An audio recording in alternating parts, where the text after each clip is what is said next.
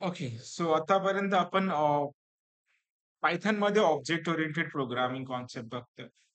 सगळ्यात अगोदर आपण डिफरन्शिएट बघितलं का बरं आपल्याला ऑब्जेक्ट ओरिएंटेड प्रोग्रामिंगची गरज आहे. नॉर्मल फंक्शन पण होते. ठीक आहे. त्याच्यानंतर मॉड्यूल्स पण बघितले.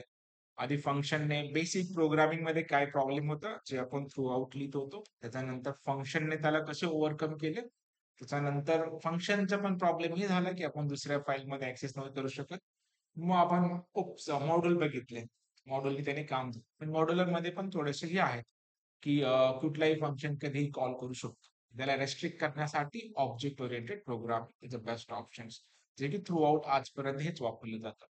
मग आपण क्लास कसा बनवायचा, त्याच्यामध्ये व्हेरिएबल्स असतात, तुमचे फंक्शन्स असतात, ते पार्ट बघितले.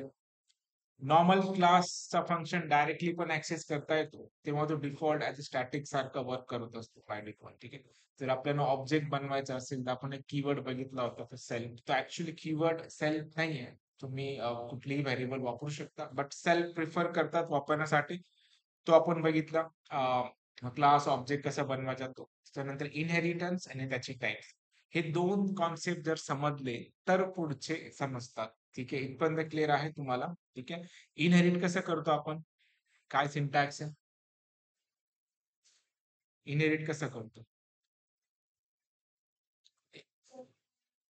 हम्म. चाइल्ड क्लास इनहेरिट काय करतो? काही स्पेशल कीवर्ड आहे? काही स्पेशल सिंटॅक्स आहे? कशानुसार तुम्ही समजू शकतात की हा इनहेरिटन्सचा कॉन्सेप्ट आहे?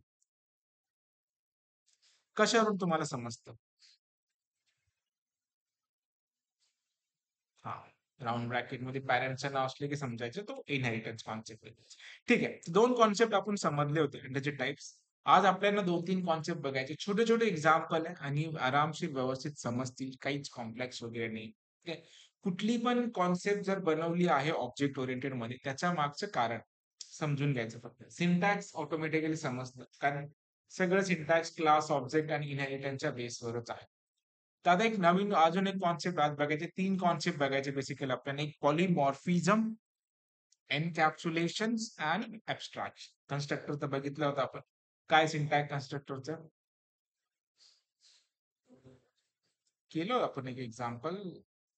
अंडरस्कोर अंडरस्कोर इनिट केलं होतं बघा. आठवत नसेल पण बघून घेऊ. ठीक आहे, काही प्रॉब्लेम नाही.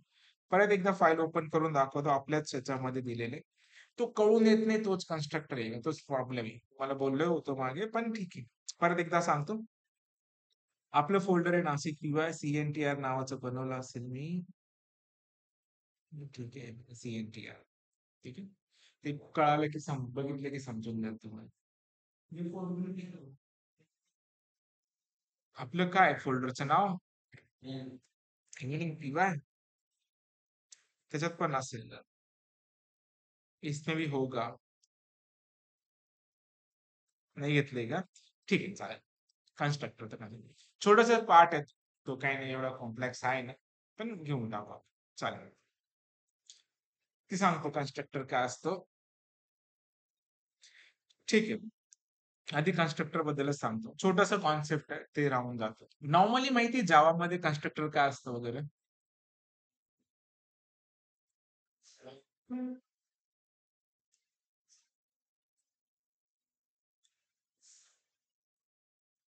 ठीक आहे. ते खूप कॉम्प्लेक्स वे माहिती तुम्हाला, बट ठीक आहे, काहीतरी माहिती. पण ऍक्च्युअली तसा कन्स्ट्रक्टर नाही. ठीक आहे. नॉर्मली कन्स्ट्रक्टरचा कॉन्सेप्ट असा आहे की तुम्ही एखादा क्लास बनवता. ठीक आहे. लक्षात घ्या. आता आपण त्याला सेव्ह करून घेऊ आपल्या फोल्डरमध्ये. डॉक्युमेंट मध्ये जाणार आपण. डॉक्युमेंट मध्ये जाऊन इव्हिनिंग PY CNTR नावाचं. ठीक आहे. कन्स्ट्रक्टरच्या जनरली रूल्स काय आहेत ते पण पायथनचं सोडू ना. पायथन मध्ये वेगळाच सिंटॅक्स आहे कम्प्लिटली. जनरल रूल आहे कन्स्ट्रक्टर ओळखण्याचा. जो तुमच्या क्लासचं नाव असतो ना तेच कन्स्ट्रक्टरचं नाव असतं. पहिली गोष्ट. त्याच्या पुढे कुठलाही डेटा टाइप नसतो. कन्स्ट्रक्टर याच्यासाठी बनवला गेलाय की आपण नॉर्मली कधी पण एखादा क्लास जर बनवतो आपण. ठीक आहे. क्लासमध्ये खूप सारे फंक्शन्स आणि व्हेरिएबल असतात. आणि त्यातले व्हेरिएबल्स किंवा फंक्शन तेव्हाच कॉल होतात जेव्हा तुम्ही त्याचा ऑब्जेक्ट बनवून त्या ऑब्जेक्ट डॉट मेथड कॉल करतात. फॉर एक्झाम्पल, हे दिसतंय क्लास. एक CNTR नावाचं बनवलं. मी ते ना एक फंक्शन बनवतो. फंक्शन कसं बनवणार आपण? डेफ बनवणार. CCNT नावाचं बनवतो मी इथे. फंक्शन्स इथे मी काहीतरी प्रिंट करणार, PRINT प्रिंट. ठीक आहे, मी ते नाव देतो, this is a function, this is a function. As usual class object आहे. ऑब्जेक्ट बनवायचं असेल तर एक रेफरन्स पास करावं लागेल कुठल्याही नावाचं. याचा ऑब्जेक्ट बनवावं लागेल, for example C is equal to CNTR. ठीक आहे, आता कॉल होईल का तो फंक्शन? नाही कॉल होणार आता पण, कारण फक्त आपण ऑब्जेक्ट बनवलाय. आपल्याला आता मी रन केलं तर आउटपुट काही येणार नाही.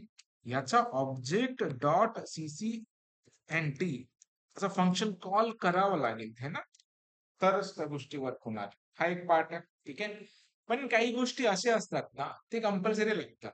ठीक आहे, जसं की आपण ह्या रूम मध्ये जेव्हा एंटर करतो, आपल्याला प्रोजेक्टर आणि फॅन ऑन करणं किंवा लाईट ऑन करणं प्रत्येक वेळेस लागतं. तुम्ही असे काही सिस्टीम बनवू शकता की जसे तुम्ही मध्ये एंटर केलं की ऑटोमॅटिक चालू झालं पाहिजे. तर आपला फायदा आहे, टाइम वाचतोय ना, लोडिंग टाइम्स वगैरे. मग तो पार्ट आहे तुमचा कन्स्ट्रक्टरचा. कन्स्ट्रक्टर काय करतो, ज्या ज्या गोष्टी तुम्हाला प्रोग्राम लोड झाल्याबरोबर इनिशियलाइज करून घ्यायचंय विदाउट कॉलिंग. जसं आता फंक्शनला आपल्याला कॉल करावा लागतंय, जर विदाउट कॉल न करता अशा काही गोष्टी तुम्हाला एक्झिक्यूट करून घ्यायच्या, तर त्यावेळेस तुम्हाला कन्स्ट्रक्टर कामा येतं. ठीक आहे, constructor load automatically whenever object is get created. Object create झाल्याबरोबर कन्स्ट्रक्टर हा तुमचा लोड होतो. ठीक आहे, त्याचा मेन यूज काय कन्स्ट्रक्टर का, to increase the speed of एक्झिक्युशनचा स्पीड जो आहे तो इन्क्रीज करतो. हे ऍक्च्युअल कॉन्सेप्ट आहे कन्स्ट्रक्टरचे. ठीक आहे, बाकी असं विशेष काही नाही. पण हे जे एक्झाम्पल सिंपल क्लास अँड ऑब्जेक्टचे, आता आपण कन्स्ट्रक्टर बनवू. कन्स्ट्रक्टर डिफाईन करण्यासाठी इथे एक रूल आहे, मी इथे लिहितो कन्स्ट्रक्टर म्हणून. Constructor CONS constructor. Constructor define करण्यासाठी इथे DEF लिहिला जातो. अंडरस्कोर अंडरस्कोर दोनदा अंडरस्कोर लिहावा लागतो. INIT इनिट, परत अंडरस्कोर अंडरस्कोर. लक्षात आलं, हा त्याचा पार्ट SELF. ठीक आहे, आता मी हे काढून टाकतो 1 मिनिटासाठी. तुम्हाला माहिती फंक्शन कॉल करायचं असेल तर मला ऑब्जेक्ट डॉट हे कॉल करा. हा काय झाला तुमचा कन्स्ट्रक्टर. याच्यामध्ये जाऊन मी अशा काही गोष्टी किंवा काही मेथड्स की जे पण पार्ट आहे तुम्हाला ते कंपल्सरी लागणार आहे. सो मी इथे काय लिहितो, this is CNTR PHIS, this is CNTR. आता जनरली हा जो फंक्शन असतात आपल्याला C डॉट हे कॉल करावं लागलं असतं, पण आता हा काय कन्स्ट्रक्टर, मी जसाही त्याला लोड करेल ऑटोमॅटिकली कॉल. म्हणजे ज्या गोष्टी आपल्याला कंपल्सरी लागणार असतात त्या सगळ्या गोष्टी पुढे टाकून ठेवणार. constructing. The constructor is used to initialize the object. Okay, it invoke automatically whenever the object is get created. तर हा syntax लक्षात ठेवा, डबल अंडरस्कोर आहे. ठीक आहे, underscore underscore init underscore underscore. Okay, असे कुठेही जर तुम्ही पायथन मध्ये सिंटॅक्स दिसला की त्याचा अर्थ तुमचा कन्स्ट्रक्टर कसा होतो ते लक्षात घ्यायचं. ठीक आहे, काय एक सिंपल पार्ट आहे. याच्यामध्ये तुम्ही पॅरामीटराइज कन्स्ट्रक्टर पण बनवू शकता. जसं हा काय झाला तुमचा एक प्लेन कन्स्ट्रक्टर, सिंपल कन्स्ट्रक्टर. याच्यामध्ये पॅरामीटर पण पास करू शकतो. मग जेव्हा ऑब्जेक्ट बनवणार मग तेव्हा तुम्हाला पॅरामीटर सुद्धा पास करावं लागेल. जसे की हा झाला तुमचा सिंपल कन्स्ट्रक्टर म्हणू शकता याला, तर सिंपल कन्स्ट्रक्टर विदाउट पॅरामीटर्स. हे जर तुम्हाला पॅरामीटराइज कन्स्ट्रक्टर बनवायचं असेल तुम्हाला इथे काय पास करावं लागेल, सपोज पॅरामीटर्स. ठीक आहे, पण हे पॅरामीटर पास केल्यानंतर तुम्हाला इथे इनिशियलाइज पण करून घ्यावं लागेल. इनिशियलाइज कसं करणार होते तुम्ही, self SELF self dot NM is equal name. ठीक आहे, मग याची व्हॅल्यू तुम्ही परत प्रिंट करू शकता, परत प्रिंट करायचं असेल इथून. पण आता जेव्हा तुम्ही याचा ऑब्जेक्ट बनवणार, ठीक आहे,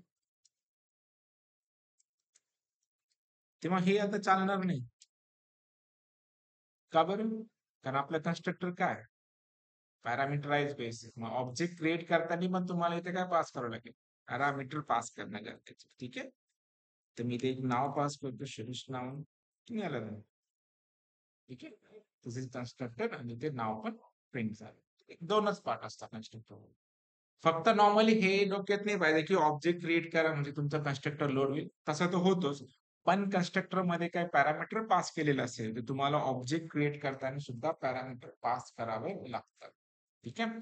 डिपेंडिंग ऑन तुमचे नीड आपण आपलं कन्स्ट्रक्टर बनवायचे. प्लेन बनवायचं आहे की पॅरामीटराइज बनवायचं ते आपल्याचं. ठीक आहे. याच्या पलीकडे याच्यामध्ये काही नाहीये. तर हे कन्स्ट्रक्टर झालं. लक्षात आलं? नोट केलं? एक पुढचं कॉन्सेप्ट बघू. पर्पज समजणं खूप गरजेचं आहे सिंटॅक्स पेक्षा, की का त्या गोष्टी आणल्या गेल्या. तेवढं लक्षात आलं तर सिंटॅक्स ऑटोमॅटिकली प्रॅक्टिस होऊन केल्याने होऊनच जातं. आता आपले जे लिस्टेड आपण केले होते पहिल्याच दिवशी, तर आता आपल्याला काय बघायचं? पॉलिमॉर्फिझम्स. आता ही कॉन्सेप्ट आणली का गेली याच्याबद्दल आधी समजून घेऊ. मग आपण त्याला इम्प्लिमेंट करू. कारण प्रोग्राम छोटे छोटे आहे, concept is important. Next concept आहे पॉलिमॉर्फिझम. तर पॉलिमॉर्फिझम का बरं आणलं गेलं? याचे दोन शब्द असतात. पॉली एक असतो आणि एक मॉर्फिझम नावाचे हे असतं. हा ना एक बेसिकली ग्रीक वर्ड आहे. पॉली म्हणजे मॅनी आणि फॉर्म म्हणजे फॉर्म्स. म्हणजे एकाच गोष्टीचे खूप सारे फॉर्म्स जर बनवायचे असतील आपल्याला, म्हणजे गोष्ट एकच आहे पण त्याचे फंक्शनॅलिटी बेस्ड ऑन इनपुट वेगवेगळे होत्या. ठीक आहे. त्याला पॉलिमॉर्फिझम म्हणतात. तर हा एक पार्ट आहे. म्हणजे एकच गोष्ट तुम्हाला वेगवेगळ्या फॉर्म मध्ये जर करायची असेल तर पॉलिमॉर्फिझम त्याला बोललं जातं. खूप ठिकाणी ना आपल्याला काही वर्ड ना ती सवय झालेली असते की तेच ठेवायला पाहिजे. चेंज नाही करता आलं पाहिजे. जसं कॅमेरा हा एक वर्ड आहे. डोक्यात बसलेला आहे. कॅमेराच पाहिजे. बट कॅमेरामध्ये काय तुमचा फ्रंट कॅमेरा, बॅक कॅमेरा ते डिपेंडिंग ऑन पॅरामीटर्स. तसं आपलं सगळ्यात बेस्ट एक्झाम्पल आपण ऑलरेडी बघितलेलं सुद्धा आहे. फंक्शनचं नाव सेम आहे बट पॅरामीटर वेगवेगळे. ठीक आहे. तो कुठला फंक्शन आहे? लेन नावाचं फंक्शन बघितलं तुम्ही? फंक्शनचं नाव सेम. पॅरामीटर कधी स्ट्रिंग पास करतो, कधी लिस्ट पास करतो, कधी टपल पास करतो. पण प्रत्येकाचा तो लेंथ कॅल्क्युलेट करून देतो. बरोबर? म्हणून पॉलिमॉर्फिझम अचीव करण्यासाठी दोन मेथड्स. एक आहे तुमचा मेथड ओव्हरलोडिंग आणि दुसरा आहे तुमचा मेथड ओव्हर रायडिंग. फर्स्ट जो पार्ट आहे काय तुमचा मेथड ओव्हरलोडिंग मी डायरेक्ट टाकतो. ओव्हरलोडिंग. ओव्हरलोडिंगचा अर्थ असा आहे की फंक्शनचं नाव सेम आहे. ठीक आहे. सेम फंक्शन ने different parameters. Overload. Same function name but different parameters. ठीक आहे. Para METER. Same function name different parameter. फंक्शनचं नाव सेम पाहिजे, पॅरामीटर वेगवेगळे पाहिजे. याचं बेस्ट एक्झाम्पल तुमचं काय? Len function is a example of method overloading. ठीक आहे. प्रॅक्टिकली पण आपण करून बघू. ऑलरेडी केलेले. ओव्हर रायडिंगचं आपल्याला स्वतःला बनवावं लागेल. फंक्शनचं नाव सेम, डिफरंट पॅरामीटर्स. आता मी एक एक्झाम्पल जर घेतलं इथे न्यू फाईल बनवून याला सेव्ह ॲज करतो. POLL poly overloading. ठीक आहे. हे बघा जर माझ्याकडे एक स्ट्रिंग आहे. माझ्याकडे जर एक टपल असेल 1, 2, 3, 4, 5. ठीक आहे. माझ्याकडे जरी एखादी लिस्ट असेल डिफरंट डिफरंट पॅरामीटर्स आहे.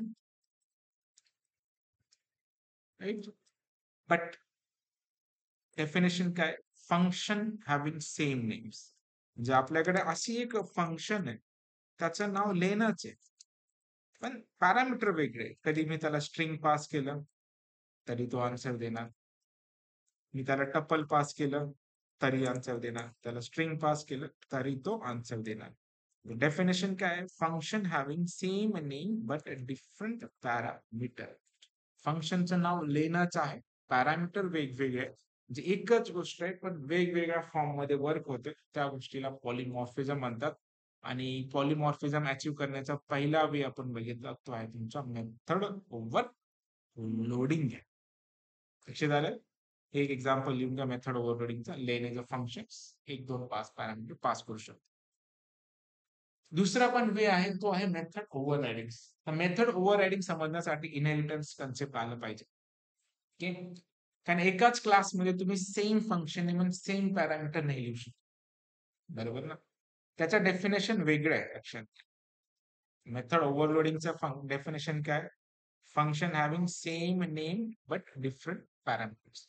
दुसरा तुमचा कॉन्सेप्ट आहे ओव्हर रायडिंग. ओव्हर राईड कधी होतं? सगळ्यात अगदी गोष्ट ओव्हर रायडिंग कधी होते? जेव्हा सेम पहिली गोष्ट ऑलरेडी असेल तेव्हाच ओव्हर राईड होतं ना. त्याचं डेफिनेशन पण तसंच आहे. Function having same name and same parameter. Same function name and same parameter. आता ही गोष्ट एकाच क्लासमध्ये पॉसिबल आहे का? एकाच क्लासमध्ये कसं पॉसिबल असेल? तुम्हाला दुसरंच सेमच फंक्शन नेम सेमच पॅरामीटर ठेवायचंय, तर मग दोनदा का लिहित? एकदाच लिहित. म्हणून त्यासाठी इनहेरिटन्स आलं पाहिजे. ही गोष्ट इनहेरिटन्सनेच अचीव्ह होईल. ठीक आहे. एक रिअल टाइम एक्झाम्पल बघू, तुम्हाला एकदम क्लिअर होऊन जाईल. हे over riding same function name म्हणजे सेम पॅरामीटर्स.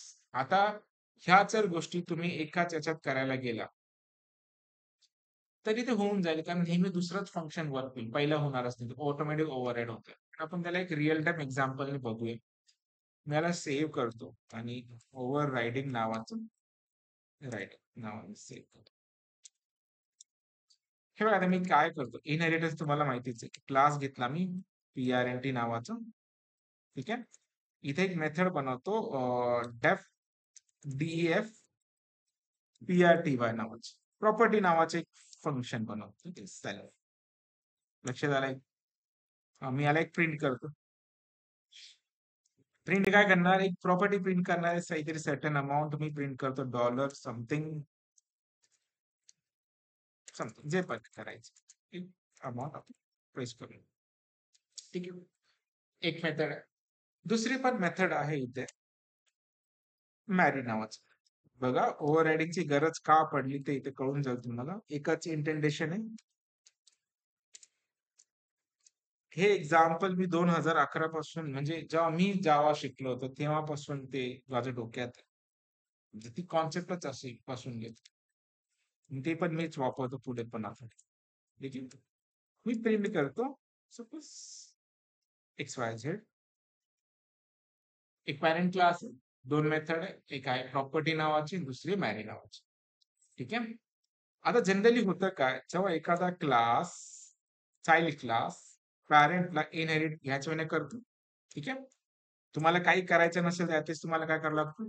डू नथिंग म्हणजे आता जर मी चाइल्डचा ऑब्जेक्ट बनवला C=CLD. ठीक आहे. चाइल्ड कडे आता काहीच ऑप्शन नाही. चाइल्ड कडे डायरेक्टली काय होतं, ज्या क्लासला मी इनहेरिट केलाय ती सेम मेथड मला ऍक्सेसिबल होती. जर मी C.PRTY केलं तर ती प्रॉपर्टी भेटेल. C. जर मी मॅरी केलं तुम्हाला काय भेटेल? तेच मेथड भेटेल. बरोबर. इनहेरिटन्सचा हाच रूल आहे ना. तुम्ही एखाद्या क्लासला जर इनहेरिट करता त्याच्यातले सगळे फंक्शन्स आणि पॅरामीटर तुम्हाला भेटतात. ठीक आहे. पण आता सिच्युएशन अशी होऊन जाते, तर चाइल्डला कधी कधी पॅरेंटची मेथड नाही आवडत काही काही गोष्टी. ठीक आहे. म्हणजे त्याला पॅरेंटची प्रॉपर्टी पाहिजे असेल, बट सपोज ज्या मुलीशी लग्न नसेल करायचं इन जनरल, त्या केसमध्ये ती पर्टिक्युलर गोष्ट ओव्हरराईड करणं गरजेचं आहे ना. ती ओव्हरराईड कसं करणार? डेफिनेशन आपलं काय? मी जर इथे सेम नेम आणि सेम पॅरामीटर असं दोनदा लिहू शकतो का इथे? तुम्हाला ऑलरेडी आयडेंटिफाय कसं लिहित, म्हणून काय करावं लागतं, मग चाइल्डला एक मेथड ओके वाटते, दुसरी मेथड ओके वाटत नाहीये. आता इथे लिहिल सपोज ABC. आता आउटपुट मध्ये काय? XYZ येईल का ABC येईल? आउटपुट मध्ये XYZ येणार का ABC येणार? ABC येणार. ठीक आहे. ही तर ओव्हर रायडिंग कॉन्सेप्ट आहे. सेम नेम सेम पॅरामीटर सगळं सेम, फक्त मधलं content over. This is a concept of overriding. ओव्हर रायडिंगची नीड काय? तर चाइल्ड एखाद्या पॅरेंटची मेथडचे अनसॅटिस्फाईड असेल तेव्हा ती गोष्ट ओव्हर रायडिंग करता येते. म्हणजे ऑब्जेक्ट ओरिएंटेड असं बनवलं गेलंय की तुम्हाला ते रिअल टाइम कॉन्सेप्टची ना कनेक्ट करून, की नाही तुम्हाला अशा गोष्टी तुम्हाला गरजेचं आहे. अशा सिच्युएशन मध्ये काय करणार, तर आपण ओव्हर रायडिंग करून घेणार. सिंपल. पॉलिमॉर्फिझम एकच गोष्ट वेगवेगळ्या फॉर्म मध्ये करायचं आहे, 2 वेने अचीव्ह करता येते. एक आहे तुमचं ओव्हरलोडिंग, फंक्शनचं नाव सेम ठेवा पण पॅरामीटर वेगवेगळे ठेवा. दुसरा कन्सेप्ट ओव्हररायडिंग, म्हणजे तुम्ही फंक्शनचं नाव शेवटी सेमच ठेवलं पण त्याचं मधलं कंटेंट चेंज करून टाकतो, त्याला ओव्हर रायडिंग म्हणतात. त्याच्यावरच तुम्ही ओव्हर राईड केलं तर that is over riding concept. ठीक आहे. ओप्सचे कॉन्सेप्ट पायथन मध्ये खूप जणांना कन्फ्युजन वाटतात, ते त्यांना इम्प्लिमेंट करताच येईल. ठीक आहे. तर हे आपण बेस्ट आणि शॉर्ट एक्झाम्पल आपण घेतोय जेणेकरून तुम्हाला प्रॉपरली इम्प्लिमेंट करता येईल. ठीक आहे. So now this is a part of polymorphism. Note केले, तुम्हाला प्रोग्राम भेटून जातील सगळे, काही इश्यू आहे. ठीक आहे. So now done polymorphisms. The next concept encapsulation. Encapsulation खूप इम्पॉर्टंट कॉन्सेप्ट आहे, as per security reasons and the banking डोमेनच्या मध्ये वापरलं जातं. ठीक आहे. कॉन्सेप्ट समजून घेऊ. सिम्पलचं एक्झाम्पल आहे, त्याच्यात ऍक्सेस मॉडिफायर पण येऊन जातोच. ठीक आहे. बाय डिफॉल्ट ज्याला आपण ऍक्सेस मॉडिफायर काही ठेवत नसेल ना, तर तो पब्लिक असतो. ठीक आहे. त्याला प्रायव्हेट कसं करायचे ते आपण आता बघू. आता पॉलिमॉर्फिझम समजलंय, एकच गोष्ट वेगवेगळ्या फॉर्म मध्ये करायचं असेल. इन आता एनकॅप्सुलेशन फाईल बनवून घेतो आपण, कॉन्सेप्ट समजून घेऊ. इथे आलो मी पेनवर आणि आता कॉन्सेप्ट मी लिहितो इथे.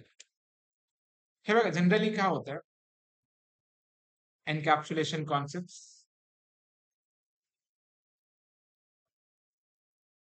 एनकॅप्सुलेशन एनकॅप्सुलेशन नावातून काय वाटतं तुम्हाला? कॅप्सूल. ठीक आहे. तुम्ही जर गुगलला हे जे कन्सेप्ट स्टडी केले ना, एनकॅप्सूल म्हणून, encapsulation capsulation general, not in any programming language. तुम्हाला बघा ते सिम्बॉल्स आणि इमेजेस कसे दिसते, कॅप्सूल्स. यांचं म्हणणं काय नेमकं? असे इमेज तुम्ही खूप वेळा बघितलं असेल बुकमध्ये, गुगलमध्ये, पण नेमकं ते म्हणतं काय ते कळतच नाही शेवटपर्यंत. यांचं म्हणणं असं आहे, तिचे मधले जे डॉटेड आहेत ना, ते खूप सिक्युअर्ड आहे.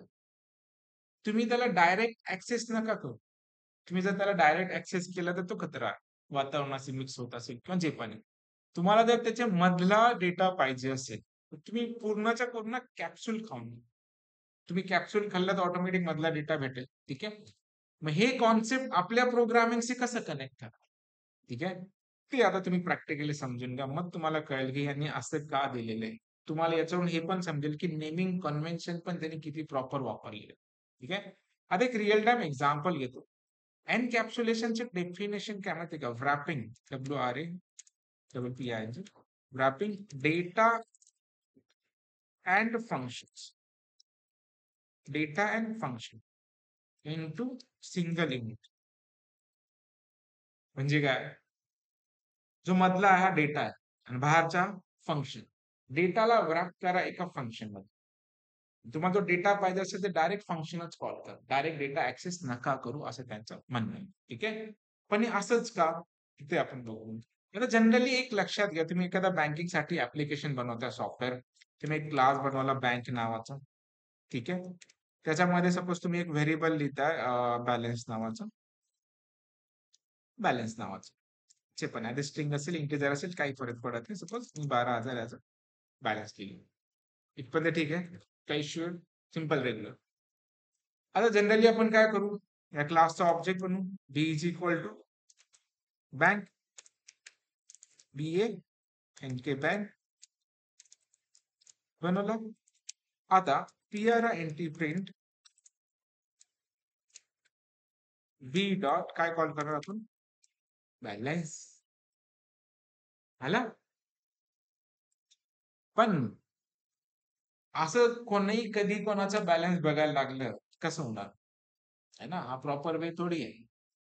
तुम्ही फक्त कोणाचे ATM मध्ये गेले आणि बॅलन्स चेक करता प्रत्येकाचं, असं चालतं का? नाही ना. त्याचा म्हणजे डेटा सिक्युरिटी कुठे आहे?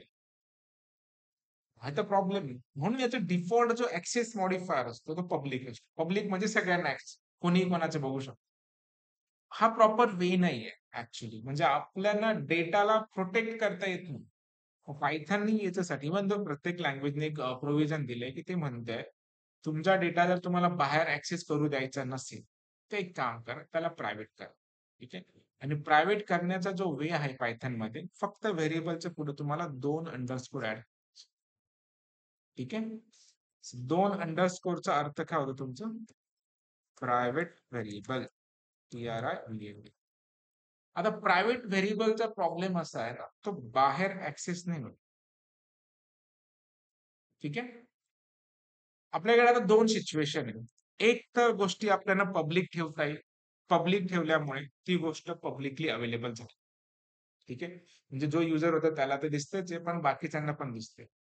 मग कॉन्सेप्ट हे सांगतो की तुम्ही त्याला प्रायव्हेट करा, ऍडिंग बाय डबल अंडरस्कोर. पण डबल अंडरस्कोर ऍड केल्याने ती गोष्ट प्रायव्हेट झाली आणि बाहेर ऍक्सेस होऊ शकत नाही. सगळ्यात चांगली गोष्ट आहे ना, बाहेर डायरेक्ट ऍक्सेस. पण प्रॉब्लेम याच्यात अजून पण आहे. ती गोष्ट त्याला स्वतःला पण दिसत नाही त्याचं अकाउंट आहे. प्रायव्हेट म्हणजे त्यांनी डायरेक्ट प्रायव्हेट करून टाकली. कोणालाच ऍक्सेसिबल नाही केलं. ठीक आहे. मग एनकॅप्सुलेशन कॉन्सेप्ट असं सांगतं की तुम्ही जो प्रायव्हेट डेटा आहे, तुम्ही त्याला बाहेर ऍक्सेस करा with the help of public functions. म्हणजे हा जो डेटा आहे मधला, प्रायव्हेट डेटा आहे. हा डेटा बाहेर ऍक्सेस करू शकत नाही, पण तो डेटा तर पाहिजे आपल्याला. हे जे व्रॅप केलेले काय आहे? फंक्शन सारखे. तुम्ही तुमच्या प्रायव्हेट डेटाला कुठे कॉल करा? पब्लिक फंक्शन सोबत आहे ना. मग आपण इथे काय करणार? इथे एक आपण मेथड बनवणार, डिफ व्ह्यू व्हॅल नावाचं. व्ह्यू व्हॅल नावाचं फंक्शन बनवलं. सेल्फ कोलन प्रिंट मी करणार इथे. काय करणार इथे? Print balance, BALANCE, balance NCE colon equal to comma self dot val. सही आहे. आता मी याला जर इथे कॉल करायला गेलो असेल, हे तर होत नाही डायरेक्ट ऍक्सेस, याला कमेंट करतो. ठीक आहे. मग आपण इथे काय करणार? बी डॉट VITWBAL व्ह्यू व्हॅल. ठीक आहे. काय स्पेलिंग चुकली? कुठे राहिलं? हा, डॉट झाली का? कॉम. ठीक आहे. बॅलन्स यूज झाला. म्हणजे प्रायव्हेट डेटा बाहेर ऍक्सेस होत नाहीये. म्हणून आपण त्याला काय केलं? पब्लिक फंक्शन मध्ये व्रॅप केलं. म्हणजे wrapping data and function into single unit. पण याच्यात अजून पण प्रॉब्लेमच आहे. एखाद्याला डायरेक्ट फंक्शनचं नाव माहित झालं तर बघूनच येईल. पण हे फंक्शन आहे. आपला डेटावर काही कंट्रोल नाहीये, बट फंक्शनवर कंट्रोल आहे. पण फंक्शनला काय करणार? सिक्युअर करणार. सिक्युअर करणार म्हणजे काय? एक पिन नंबर मागून घ्या. जनरल एटीएम तर पब्लिकच आहे, पण कोणाचं एटीएमचं बघायचं त्याच्यात पिन नंबर मागतो. आपण पण बॅलन्स तेव्हाच दाखवू जेव्हा तुम्ही प्रॉपर पिन नंबर टाकणार. मध्ये तर काही पण प्रोग्रामिंग करू शकतो आपण फंक्शन असल्यामुळे. पण व्हेरिएबल सोबत काय? एक तर पब्लिक ठेवा किंवा प्रायव्हेट करा. म्हणून फंक्शन सोबत आपल्याकडे खूप सारा कंट्रोल येतो. आपण काय करू? जोपर्यंत तुम्ही पिन करेक्ट टाकत नाही, ठीक आहे, पिन करेक्ट टाकल्यावरच आपण काय करू? पण बॅलन्स दाखवू. नाही तर काय करणार? Invalid user. हे व्हेरिएबल सोबत करू शकत होतो का आपण? पॉसिबल नव्हतं हे. पण हे फंक्शन सोबत possible. That is a way of, that is invalid pin number करून टाकू. इनव्हॅलिड युजर और पिन नंबर. NUMBER. ठीक आहे. आता बॅलन्स बघायच्या अगोदर आपण काय करून टाकू? एक युजर कडून पिन नंबर घेऊ. P is equal to input number घेतलेला म्हणून आपण इंट ऑफ इनपुट करून टाकू. Int of input. इथे म्हणणार enter pin to view balance. ENTR enter pin to view बॅल. ठीक आहे. युजर जो पिन नंबर टाकणार तो आपण इथे टाकणार. आता बॅलन्स, सॉरी, रन करायला चुकीचा नंबर, व्हॅलिड पिन झाला सिक्युअर ऑटोमॅटिक. म्हणजे जे फंक्शन सोबत आपलं जे कंट्रोल आहे ते व्हेरिएबल सोबत नाही करू शकत. आता जर पिन प्रॉपर टाकली होणार. ठीक आहे. म्हणजे definition समजती एन्कॅप्सुलेशनचं, wrapping data and function into single units. म्हणजे जो प्रायव्हेट डेटा तुम्ही बाहेर डायरेक्टली ऍक्सेस करू शकत नाही, त्याला पब्लिक फंक्शन मध्ये व्रॅप केलं. फंक्शन सोबत आपला कंट्रोल ऍड करता येतो. आपण सिक्युअर पिन नंबर वगैरे टाकला, मग त्याचा बॅलन्स व्ह्यू केला. आता ह्या डायग्रामला तुम्ही कनेक्ट करू शकता की एक्झॅक्टली त्याचे काय म्हणणं आहे. जे मधले डॉटेड आहे ते एक प्रायव्हेट डेटा आहे, तुम्ही बाहेर डायरेक्ट ऍक्सेस करू शकत नाही. पण तुम्हाला तो डेटा भेटेल कधी, जेव्हा तुम्ही पूर्णच्या पूर्ण पब्लिक फंक्शन व्रॅप केला तर ऑटोमॅटिक बेनिफिट पडेल. आणि हे जे बेस्ट एक्झाम्पल तुमचं एटीएम पण आहे. एटीएम पब्लिकली अवेलेबल आहे, तुम्ही जाऊन तिथे काही पण करू शकता एटीएम कार्ड टाकल्यानंतर. पण जोपर्यंत तुमचे पैसे किंवा मनी बॅलन्स जे पण आहे, पैसे फंक्शनचे, ते ऍक्सेस नाही होणार तुम्हाला जोपर्यंत तुम्ही करेक्ट पिन नाही टाकला. ठीक आहे. बेसिक मेनू ओपन होऊन जाईल, जसे इथे दिसतंय म्यू बॅल वगैरे काय पण करायचं. पण पैसे कधी ऍक्सेस होतील, करेक्ट पिन टाकलं तर, है ना. तर हे कुठलं कॉन्सेप्ट आहे तुमचं, एनकॅप्सुलेशन्स. क्लिअर आहे. ठीक आहे. हे 4 मेजर पिलर आहेत ऍक्च्युअली, एनकॅप्सुलेशन, इनहेरिटन्स, पॉलिमॉर्फिझम्स आणि क्लास आणि ऑब्जेक्ट. ठीक आहे. आता अपार्ट फ्रॉम दिस, एक अजून एक गोष्ट याच्यात त्यांनी ऍड केलेली, तो एक आपण पार्ट बघून घेणार आहे आजच्या. खूपचं काही टेन्शन राहणार नाही. तो म्हणजे ऍब्स्ट्रॅक्शन्स. आता ऍब्स्ट्रॅक्शन खूप जण इंटरव्ह्यू मध्ये पण विचारलेले आहे, इव्हन तो जावा मध्ये विचारलेले आहे, पायथन मध्ये पण कॉन्सेप्ट सेम. ती समजण्याचा ट्राय करा की याला आणलं का बद्दल. आपण प्रत्येक गोष्ट समजतोय की का आणलं गेलंय, वाय. पॉलिमॉर्फिझमचं समजायला लागलं की नाही, एकाच गोष्ट वेगवेगळ्या फॉर्म मध्ये सेम करायचं असेल तर पॉलिमॉर्फिझम घ्या. एनकॅप्सुलेशन, आपला डेटा तर कोणी पण ऍक्सेस करतोय, त्याला कसं हाईड करायचं, कसं प्रोटेक्ट करायचं, एनकॅप्सुलेशन कॉन्सेप्ट आला. कन्स्ट्रक्टर कळालं की नाही, खूप साऱ्या गोष्टी सारख्या सारख्या लागत्या आपल्याला, फंक्शन कॉल करावं लागतं, ते काम करून लोडिंगच्या वेळेस देऊन टाकू, लोड होऊन जाईल. क्लास ऑब्जेक्ट एक मॉड्युलरिटी प्रोव्हाइड करतच आहे, तो बेस्ट ऑप्शन आहे, ते पण केलं. आता इनहेरिटन्स, दुसऱ्या क्लासचे फंक्शन आपल्याला सेम परत परत द्यावं लागतं, इनहेरिटन्स करून घ्या, ते पण आलं. मल्टी लेवल पण त्याचा दुसऱ्याने ऍक्सेस केला तरी त्याचे बेनिफिट भेटतात. म्हणजे पूर्ण एक मॉड्युलर प्रोग्रामिंगचा स्ट्रक्चर बघतं. आता अपार्ट फ्रॉम अजून एक कॉन्सेप्ट त्याच्यात राहते, ती म्हणजे ऍब्स्ट्रॅक्शन. ठीक आहे. ऍब्स्ट्रॅक्शन बद्दल आपल्याला समजावं लागेल की एक्झॅक्टली काय. ठीक आहे. आता ऍब्स्ट्रॅक्शन असं म्हणणं असं आहे, जेव्हा तुम्ही कधी कधी क्लास लिहितात, क्लासमध्ये जेव्हा आपण फंक्शन लिहितो, ठीक आहे, डेफ टेस्ट वगैरे, त्या फंक्शनचं म्हणणं असं आहे की तुम्हाला याच्यामध्ये जेव्हा पण तुम्ही एखादं फंक्शन लिहिणार, त्याच्यातली बॉडी तुम्हाला कंपल्सरी लिहावं लागतं. ठीक आहे. तुम्ही एखादं फंक्शनचं नाव टिकलं की फंक्शन प्रिंट काय करणार आहे, ते आधीच तुम्ही लिहून ठेवा, असं त्याचं म्हणतात. जर तुम्हाला माहितीच नाहीये फंक्शन लिहू, ठीक आहे. पण असं प्रत्येक वेळेस होत नाही. कधी कधी असं सिच्युएशन असते की तुम्हाला त्या गोष्टी फक्त नाव माहिती, त्याच्यामध्ये काय ते तुम्हाला माहित नाही. पण तुम्हाला फंक्शन तर लिहून ठेवायचंय, कारण त्या क्लासमध्ये फंक्शन लिहिणं गरजेचं आहे. मग अशी गोष्ट कशी लिहिणार तो. ठीक आहे. म्हणजे याचं एक्झाम्पल सांगायचं झालं रिअल टाइम मध्ये, जेव्हा तुम्ही एखादी कार वगैरे बाय करायला गेले, तर तो जनरली कारची इन्फॉर्मेशन सांगणार की प्राइस काय, हे काय, किंवा किती सीसीचं इंजिन हे सांगतात. पण ते इंजिन कसं काम करतं, त्याच्या मागच्या मेकॅनिझम काय आहे, तर सेल्समॅनला माहिती कोण, पण ते कोणाला तरी माहिती असेल, कोणाला, इंजिनियरला. ठीक आहे.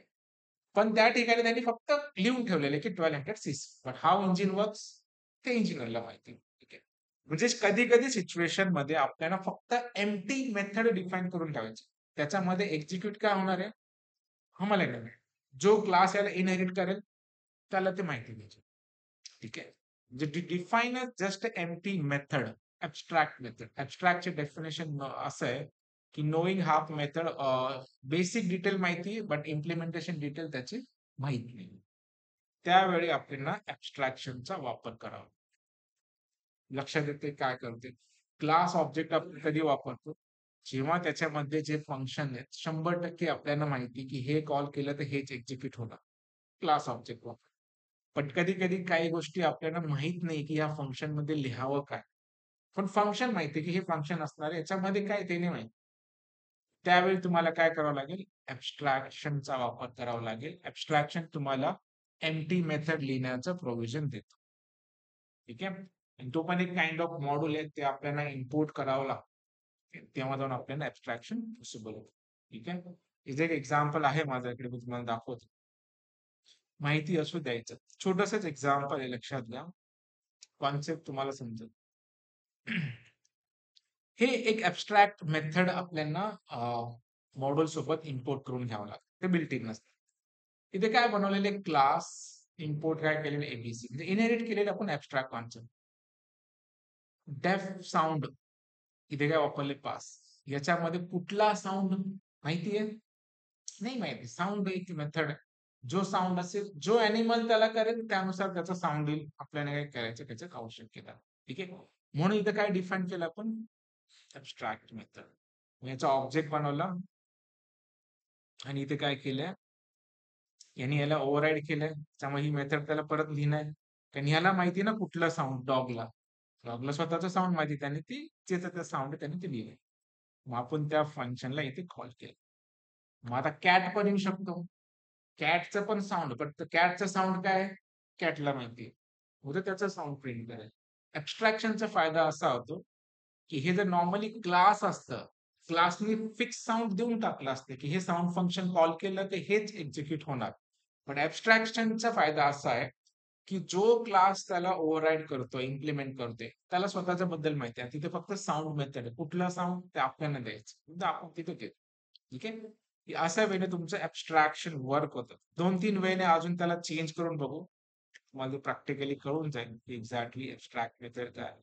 हा एक पार्ट असतो ऍब्स्ट्रॅक्शनचा, माहिती पाहिजे. सगळ्यात जास्त यूज होणारं कॉन्सेप्ट जे आहे, क्लास ऑब्जेक्ट आणि इनहेरिटन्सच जास्त वापरलं जातं. पण बाकीच्या गोष्ट आपल्याला माहिती पाहिजे बेस्ड ऑन आवर नीड. मला 1 मिनिट सेव्ह करतो एबीएस.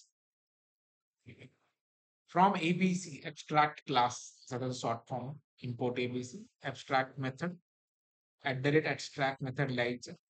आता इथे मी रन केलं, डॉग साऊंड, डॉगचा साऊंड काय, आता मी सेम फंक्शन परत लिहितो बघा, इथे क्लास, मी इथे कॅट लिहितो.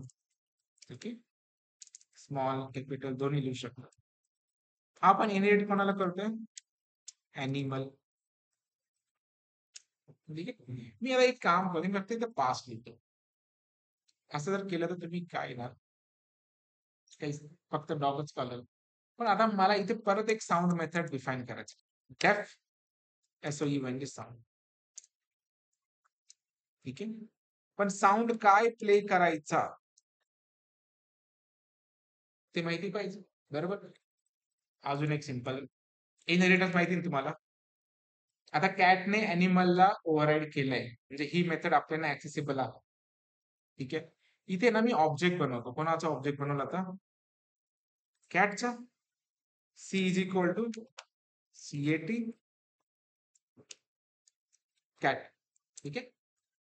आता मी सी डॉट काय कॉल करतो, साऊंड करू शकतो का इनहेरिट केलेला. पण हा रन होईल का, नाही होणार ना. का बरं रन होणार आहे, तू काय सांग. ऍब्स्ट्रॅक्ट क्लास आहे, ऍब्स्ट्रॅक्ट मेथड आहे साऊंड. तुम्हाला साऊंड तर देत द्यायला त्या मेथडला काय साऊंड प्ले करायचं. पण हे जर आपलं विदाउट ऍब्स्ट्रॅक्ट नॉर्मल मेथड असतं तर झालं असतं, है ना. ऍब्स्ट्रॅक्ट मेथड सांगतो की तुम्हाला ते मेथड ओव्हरराईड करावं लागेल, तुम्ही तुमचं साऊंड स्वतः द्या. ठीक आहे. Sound method. आता मांजर कसे साऊंड राहते त्याचं, मांजर कसे ओरडतोय, म्यावचे स्पेलिंग जे पण असतात, ठीक आहे, मी लिहितो, माव लिहितो जातो. ठीक आहे. माथा आले ठीक. आता जर आपण केलं सी डॉट, आउटपुट मध्ये आपल्याला काय, प्रिंट मध्ये कॉल करावं लागेल ना, कारण का बरं, का प्रिंट मध्ये लिहितो आपण, रिटर्न केलंय मी. ठीक आहे. आलं. हा पार्ट तुमचा ऍब्स्ट्रॅक्शन. ऍब्स्ट्रॅक्शनची गरज का बरं, जर एखादी गोष्ट तुम्हाला फक्त डिफाईन करून ठेवायची मेथड, पण ज्याला जे जो त्याला ओव्हरराईड करायचं त्याच्यानुसार तो त्याला करू शकतो. That is an abstract method. फक्त आपल्याला एक बेसिक डिटेल माहिती आहे की साऊंड, कुठला साऊंड काय साऊंड तो डिसाइड करेल जो क्लास त्याला इनहेरिट करून टाकेल. ठीक आहे. आणि त्याला कंपल्सरी इनहेरिट करण्याचा साऊंड मेथड कॉल करायचा असेल, कुठला साऊंड तू डिसाइड कर आणि तुम्ही बिल्ड कर. कुठलं फंक्शनच आहे ना मग हे.